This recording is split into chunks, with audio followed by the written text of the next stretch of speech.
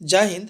RSP India पर आप लोगों का स्वागत है। आज हम लोग देखेंगे ईवीएस का क्वेश्चन। इससे पहले हम लोग 4 पार्ट अपलोड कर चुके हैं। जो हाथ से लिखा हुआ नोट है, आपको बहुत ही लाभ होगा आपके सीटेट एग्जाम में। आप लोग इस चैनल को सब्सक्राइब कर लेंगे और इस एक एक क्वेश्चन को देखेंगे, ठीक है। जैसे इसका फर्स्ट क्वेश्चन क्या है, ईवीएस संक्षेपण, ईवीएस संक्षेपण डैश डैश अर्थ में प्रयुक्त होता है, ठीक है। तो ईवीएस का यानी यहाँ पे ईवीएस का आपको फुल फॉर्म पूछ रहा है। तो ऑप्शन फर्स्ट में देखेंगे एनवायरमेंट स्किल, एनवायरमेंट साइंस। तो इसका जो आंसर होगा आपका 4 नंबर, इन्वायरमेंट स्टडीज, यानी कि जो लास्ट में स्टडीज होगा वो उसका आंसर होगा। हम लोग देखेंगे क्वेश्चन नंबर 2। क्वेश्चन नंबर 2 में क्या है, एनसीएफ 2005 के तहत पर्यावरण को कितने भागों में बांटा गया है। यानी कि एनसीएफ 2005 जो है, नेशनल कैरिकुलम फ्रेमवर्क 2005 के तहत पर्यावरण को कितने भागों में बांटा गया है। तो ऑप्शन दिया आपका 6 भाग में, 7 भाग में, 8 भाग में और 2 भाग में। उसका राइट आंसर होगा 6 भाग में, फर्स्ट ही आंसर हो जाएगा, ठीक है। आगे नेक्स्ट क्वेश्चन देखेंगे।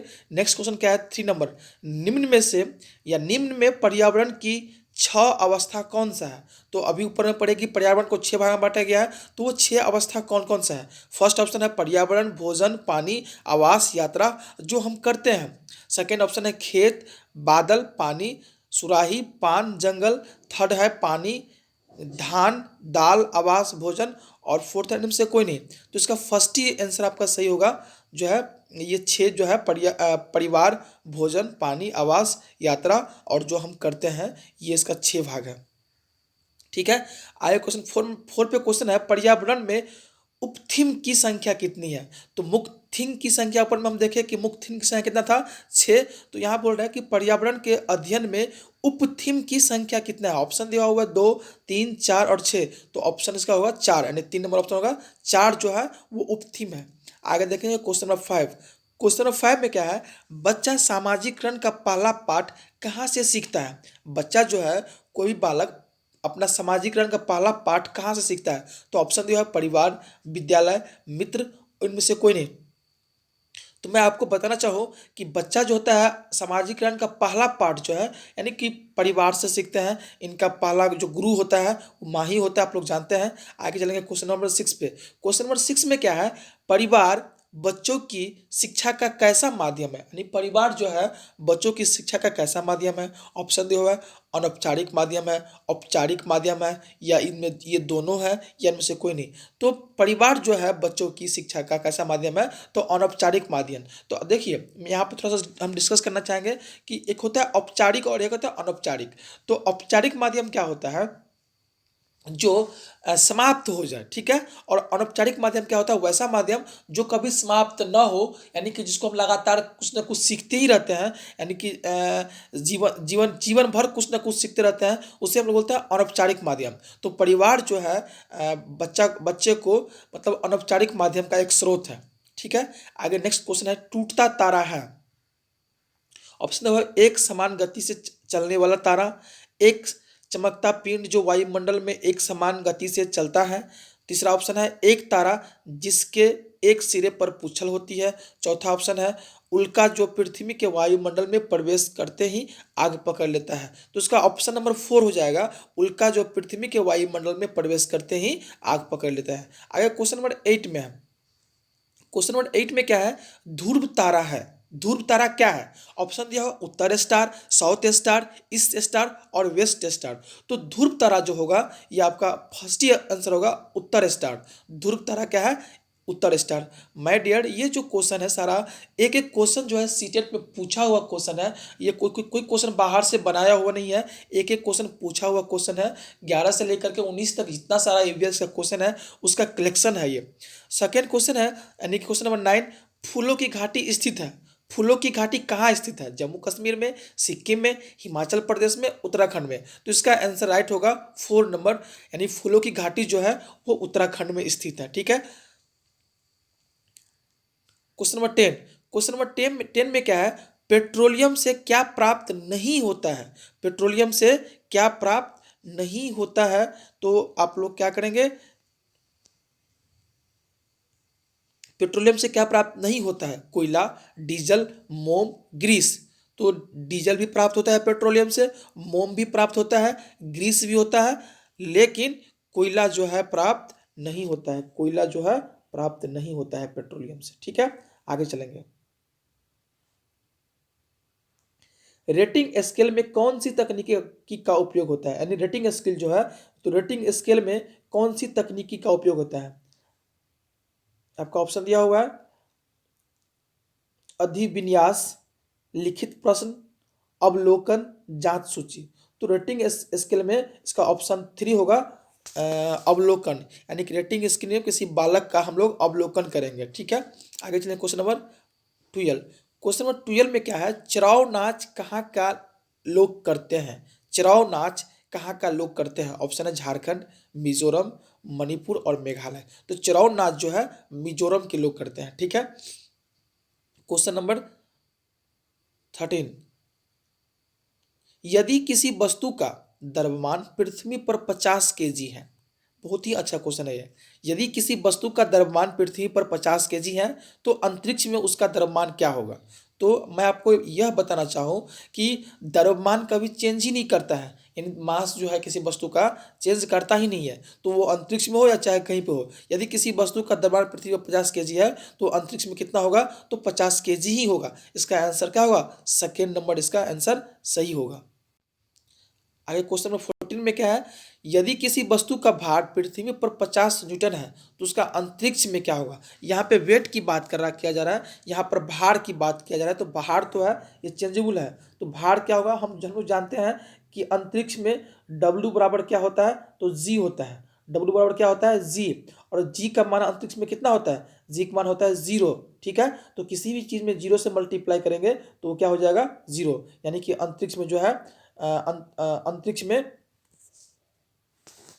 अंतरिक्ष में किसी चीज का भार कितना होगा? 0। तो इसका ऑप्शन राइट होगा कितना? 3 नंबर। ठीक है, आगे चले। क्वेश्चन लिखा हुआ नोट, अंतरिक्ष में जी का मान 0 होता है। क्वेश्चन नंबर 15 में क्या है? क्वेश्चन नंबर 15 में क्या है, यदि पृथ्वी पर किसी वस्तु का वजन यदि यदि पृथ्वी पर किसी वस्तु का वजन 100 न्यूटन है तो पृथ्वी पर उसका द्रव्यमान कितना होगा? तो आप लोग यहाँ पे मैं सॉल्व किया हूँ साइड में कि पृथ्वी पर क्या होता है? जी का मान 9.8 या 10 लेके चलते हैं और डब्ल्यू बराबर होता है mg। तो यहाँ से हम लोग निकालेंगे कितना होगा? इसका आंसर राइट 10 हो जाएगा। ठीक है, आगे चलेंगे। Next question number 16।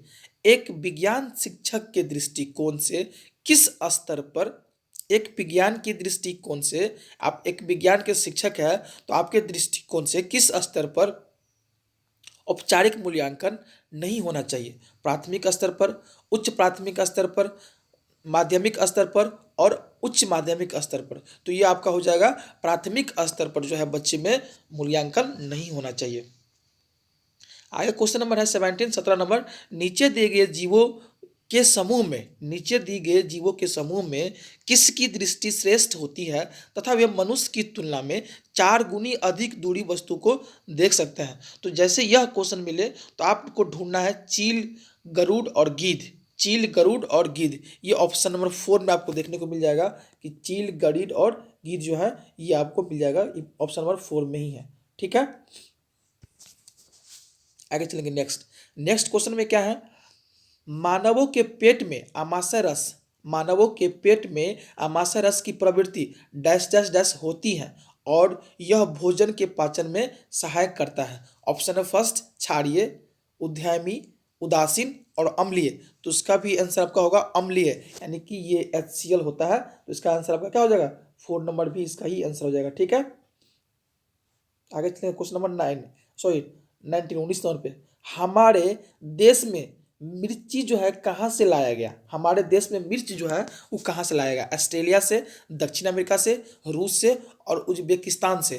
तो हमारे देश में जो मिर्च की बात करें तो हमारे देश में मिर्च जो है अमेरिका से लाया गया है। ठीक है, आगे चलेंगे क्वेश्चन नंबर 20। नीचे दी गए खाद्य पदार्थों के किस समुच्चय में लौह तत्व प्रचुर मात्रा में होता है? यानी नीचे देखिए कुछ खाद्य सामग्री है तो इसमें लोह जो है, आयरन जो है, किस में सबसे अधिक मात्रा में पाया जाता है? फर्स्ट ऑप्शन है बंद गोभी, भिंडी और गुड़। तो बंद गोभी में पाया जाता है, भिंडी में नहीं पाया जाता है। ठीक है, आयरन जो है बंद गोभी में पाया जाता है लेकिन भिंडी में नहीं पाया जाता है। आगे चलेंगे, आंवला में पाया जाता है, पालक में भी पाया जाता है और गुड़ में भी तो पाया जाता है। तो इसका सेकेंड ऑप्शन सही हो जाएगा। ठीक है, आंवला, पालक और गुड़। आगे चलेंगे क्वेश्चन नंबर 21। मच्छरों द्वारा फैलने वाले रोग का समुच्चय कौन सा है? यानी कि मच्छर द्वारा जो फैलता है रोग उसका कौन सा समूह है? तो ऑप्शन फर्स्ट आपका क्या है? Dengue, malaria, chikungunya. मियादी बुखार, हैजा, चिकनगुनिया, मलेरिया, HIV, डेंगू, इनमें से कोई नहीं। तो आपका फर्स्ट इसका आंसर होगा कि मच्छर द्वारा जो फैला हुआ रोग है वो होता है डेंगू, मलेरिया और चिकनगुनिया। ठीक है, आगे चलेंगे। नेक्स्ट क्वेश्चन क्या है? पशुओं की त्वचा पर विविध पैटर्न होता है। पशुओं की जो त्वचा होता है उस पर विविध पैटर्न होता है, यह किस कारण से होता है? उसकी त्वचा पर बालों के कारण, उसकी वहाँ की जलवायु के कारण, उनकी शक्ति के, वो जो है उसकी शक्ति का इंगित करता है। तो इसका फर्स्ट ही आंसर होगा कि पशुओं की त्वचा का जो विभिन्न पैटर्न होता है ना, उनकी त्वचा पर बालों के कारण होता है। ठीक है, आगे चलेंगे क्वेश्चन नंबर 23 क्वेश्चन में क्या है कि प्रत्येक स्थान के नाम के साथ उन क्षेत्र में बनाए जाने वाले सामान्य घरों की सही वितरण मिलान कीजिए। ठीक है, तो कुछ इस तरह से आपका है, डायरेक्ट हम लोग उसको सॉल्व करेंगे। मनाली, तो मनाली की घर की विशेषता क्या है? तो भाई मनाली की जो घर की विशेषता है वहाँ पत्थर या लकड़ी से बने ढालू पत्थर या लकड़ी से बने घर होता है। ठीक है, और उसका जो छत होता है वो ढालूनामा छत होता है। ठीक है, वही हम लोग बात करते हैं राजस्थान। तो राजस्थान के घर कैसा होता है? तो राजस्थान के घर मिट्टी के होता है। राजस्थान के घर मिट्टी का होता है और उसकी छतें जो होता है वो कटीली झाड़ियों से बनी होती है। ठीक है, आगे चलेंगे असम। तो असम की घर की विशेषता क्या होता है? तो असम के घर बांस के खंभे पर बने होता है जो 7 से 12 फीट के बीच में होता है। ठीक है, लद्दाख, लद्दाख की विशेषता बोले तो लद्दाख में भी घर जो है पत्थर के बने होते हैं और उसका जो फर्श होता है वो लकड़ी की बनी होती है। ठीक है, लद्दाख के जो घर होता है पत्थर के बने होते हैं और उसका फर्श जो है वो लकड़ी की बनी होती है। और यहाँ पे एक लिखा हुआ क्या, हाउस, क्या है? House weight. तो ये जम्मू कश्मीर की कुछ घर की विशेषता है। ठीक है, आगे चलेंगे नेक्स्ट क्वेश्चन पे। क्वेश्चन नंबर 24 में क्या है? भारत का सबसे लंबा राष्ट्रीय राजमार्ग कौन सा है? ठीक है, भारत का सबसे लंबा राष्ट्रीय राजमार्ग कौन सा है? NH44 है। भारत का सबसे लंबा राष्ट्रीय राजमार्ग आप लोग जानते हैं NH44 है, जो किसको जोड़ता है? फर्स्ट ऑप्शन है श्रीनगर से कन्याकुमारी, कन्याकुमारी से पंजाब, कोलकाता से बिहार, गुजरात से लद्दाख। तो यह श्रीनगर से कन्याकुमारी को, ठीक है, श्रीनगर से कन्याकुमारी।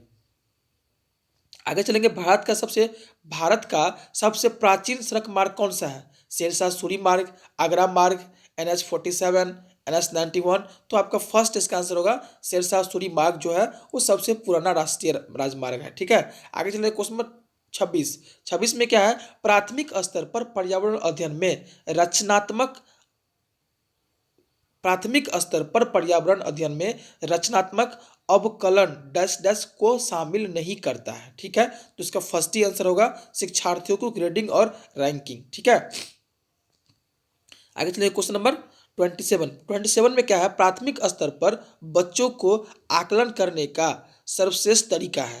प्राथमिक स्तर पर बच्चों को हमको आकलन करना है तो कौन सा तरीका है जो है सर्वश्रेष्ठ है? ऑप्शन दिया हुआ है गृह कार्य, योगात्मक कार्य, पोर्टफोलियो और अवधि। तो इसका ऑप्शन नंबर 3 होगा पोर्टफोलियो जो है वो किसी बच्चे का अवलोकन करने का मतलब आकलन करने का सही तरीका है। कि पोर्टफोलियो तो क्या है? पूरे साल का विवरण उसमें लिखा आता है कि बच्चा इस टाइम क्या किया, उस टाइम क्या किया, उस टाइम कितना आंसर दिया, हिंदी में कितना लाया, इंग्लिश में कितना लाया, मैथ में कितना लाया, कि कहाँ पे गलती किया। तो ये हम लोग आकलन कहाँ से करेंगे? तो पोर्टफोलियो से इसका आकलन कर सकते हैं। आगे नेक्स्ट क्वेश्चन है, कुछ कुछ दिया हुआ है टॉपिक के बारे में। जैसे इसका फर्स्ट टॉपिक हम लोग देखेंगे, लिखा हुआ है स्थौल। तो स्लॉथ क्या है? स्लॉथ सप्ताह में एक दिन शौच के लिए नीचे, स्लॉथ जो होता है एक भालू की तरह दिखने वाला जानवर है, लेकिन वो भालू है नहीं। तो इसके बारे में पढ़ेंगे। स्लॉथ सप्ताह में एक दिन शौच के लिए नीचे उतरता है। स्लॉथ एक अच्छा तैराक भी है, यानी स्लॉथ जो है उसको तैरना भी आता है। अधिकांश स्लॉथ जो है अमेरिका महाद्वीप में पाए जाते हैं। ठीक है, स्लॉथ भालू जैसा दिखता है पर वह भालू नहीं है। स्लॉथ पैरों पर उल्टे लटक कर मस्ती करते हैं और वो लगभग 17 घंटे तक सोता है। स्लॉथ जिस पेड़ पर रहता है उसी पेड़ की पत्ती को खाता है। स्लॉथ की औसत आयु लगभग 40 वर्ष होता है। स्लॉथ अपने जीवन काल में 7 से 8 पेड़ पर ही निवास करता है। अब देखिए स्लॉथ के बारे में यहाँ से क्वेश्चन पूछेगा कि यह जो है भालू जैसा दिखता है पर भालू है नहीं। और स्लॉथ जो है पूरे अपने जीवन काल में 7 से 8 ही पेड़ पर जो है वो घूमता है। और उसका जो औसत एज होता है वो लगभग 40 वर्ष होता है, ठीक है। और वो 17 घंटा तक सोता है और शौच के लिए जो है 7 दिन में एक ही बार नीचे उतरता है, ठीक है। और वो एक अच्छा तैराक भी है। आगे का क्वेश्चन हम लोग को सर्प से, सांप से। तो सांप सांप एक रेंगने वाला क्या है, सर्पिला प्रजाति का जीव है। भारत में कुल 4 प्रकार के जहरीले सांप पाए जाते हैं। नाग या किंग कोबरा, करेत, क्या है, अफाई और दु दुबोई, ठीक है। इस तरह से 4 प्रकार के सांप जो है इंडिया में पाया जाता है। सांप के 2 विषैले दांत होते हैं जिनके माध्यम से सांप विष या जहर को किसी जीव या अन्य जीवों में प्रवेश करते हैं। यानी कि सांप को जो है 2 नुकीले दांत होता है जिसके माध्यम से वो किसी को काटते हैं तो जहर जो है उसमें प्रवेश करता है, ठीक है। तो इस पीडीएफ को आप लोग खुद से पढ़ के और यहाँ से क्वेश्चन को बना सकते हैं, ठीक है। स्क्रीनशॉट ले लेंगे।